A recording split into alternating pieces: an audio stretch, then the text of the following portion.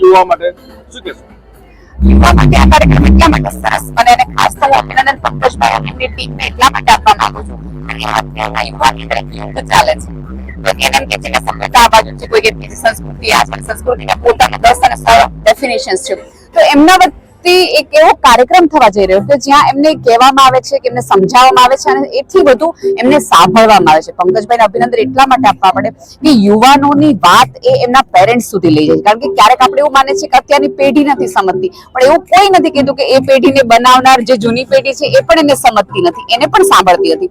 તો એક સંવાદની વચ્ચે અને આમ પણ એક રાજકીય નેતાનું કામ જ એ છે કે બે પેઢી વચ્ચે, બે યુગ વચ્ચે કે બે માધ્યમો વચ્ચે એક સેતુ બને કે જેથી કરીને વિવાદની બદલે એક સંવાદની આખી પેઢી વિસ્તરે.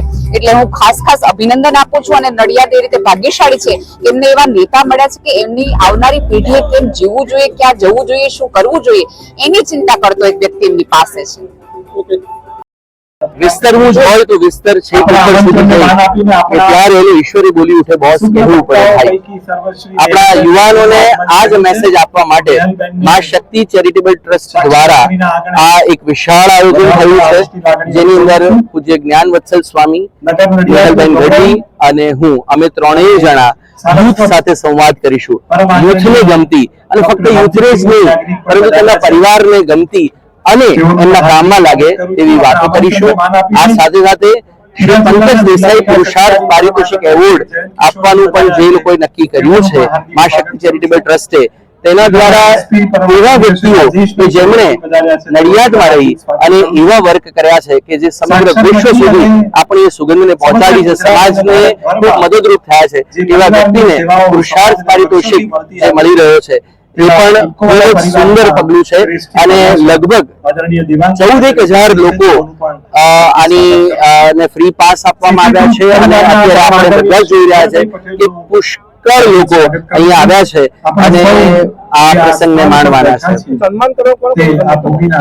સન્માન કરવામાં Padmashri doctor Desai sir, doctor Mahesh Desai sir, doctor Gupta sir કે જેઓ મગનભાઈ ડનવાલા મહાગુજરાત યુનિવર્સિટીના વાઇસ ચાન્સેલર છે, શ્રી કિરણભાઈ અને શ્રી વિપુલભાઈ પટેલ, આ 5 મહાનુભાવોને સન્માનિત કરવાના છે.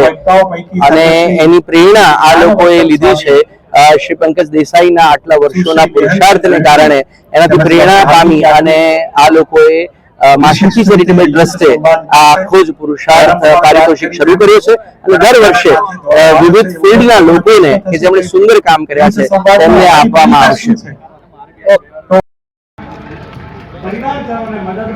જ્ઞાનવત્સલ સ્વામીનું મંચ ઉપર આગમન થયું છે. આપણે ખૂબ જોરદાર તાળીઓના ગડગડાટ સાથે સાક્ષર નગરી નડિયાદના આંગણે જ્ઞાનવત્સલ સ્વામીનું અભિવાદન કરીએ. ખૂબ જોરદાર તાળીઓનો ગગનનાદ પૂજ્ય સ્વામીશ્રી માટે.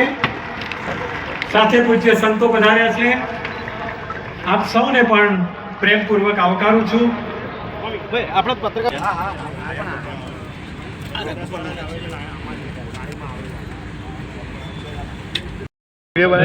સ્વાગત છે, હૃદયપૂર્વક સ્વાગત છે.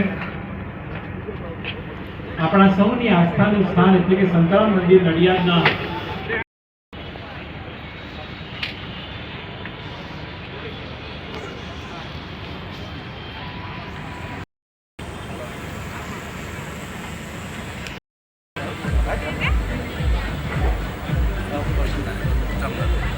वसुदेव वसुतं देवं कंसचाणूरमर्दनं देवकी परमानंदं कृष्णं वंदे जगद्गुरु.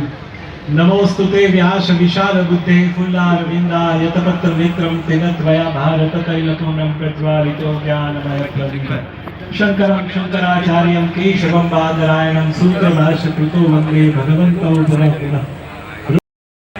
આજે આવો સુંદર કાર્યક્રમ યોજાયો છે.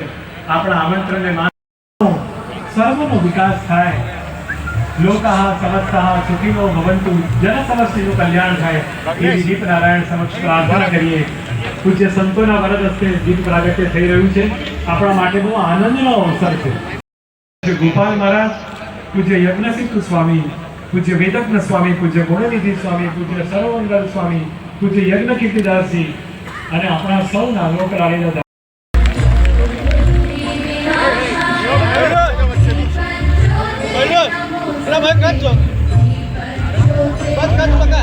Bye.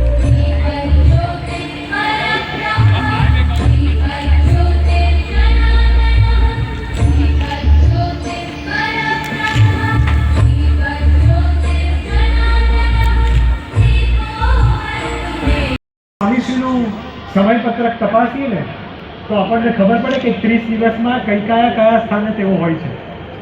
મેનેજમેન્ટના વિદ્યાર્થી માટે એક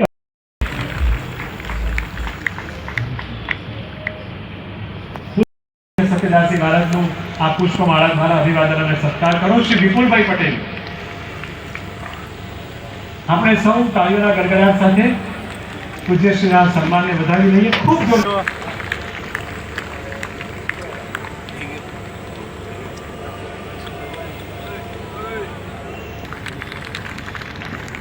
ધન્યવાદ.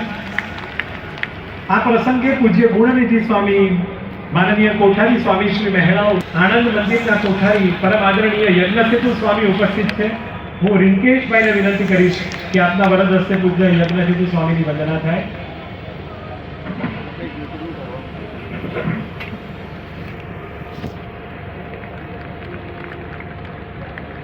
આ પ્રસંગે પૂજ્ય વેદજ્ઞ સ્વામી, માનનીય કોઠારી સ્વામી શ્રી બોચાસણ ઉપસ્થિત છે. શ્રી વંદનભાઈ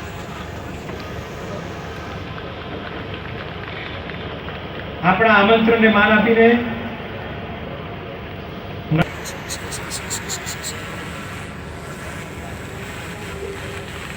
આપણે સૌ તાળીઓના ગડગડાટ સાથે